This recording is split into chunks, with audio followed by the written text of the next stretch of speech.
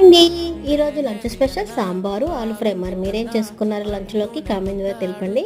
Stove on చేసుకొని pan పెట్టుకొని oil వేసుకొని ఆయిల్‌కైతే తాలింపు గింజలు, ఎల్లిపాయ, కరివేపాకు అన్నీ వేసుకొని తాలింపు వేగిన తర్వాత ఇంగువ, టమాటాలు కట్ చేసి పెట్టుకున్న కూరగాయలు, ఉప్పు, పసుపు, కారం అన్నీ వేసుకొని ఒక నిమిషం బాగా వేయించుకోవాలి. ఇలా వేగిన తర్వాత చింతపండు రసం వేసుకొని ఒక 2 నిమిషాలు ఉడికిన తర్వాత సాంబార్ పొడి కూడా వేసుకొని సాంబార్ పొడి కూడా ఒక 2 నిమిషాలు ఉడికిన తర్వాత ఉడికించుకున్న కందిపప్పులు ఇదంతా వేసుకొని తగినన్ని వాటర్ పోసుకొని ఉప్పు, కారం, పులుపు అన్ని అడ్జస్ట్ చేసుకొని ఒక 5 నిమిషాలు ఉడికిన తర్వాత ముక్కలన్నీ ఉడికాక కొత్తిమీర వేసుకొని ఒక నిమిషం ఆగిన తర్వాత స్టవ్ చేసుకుని సాంబార్ రెడీ.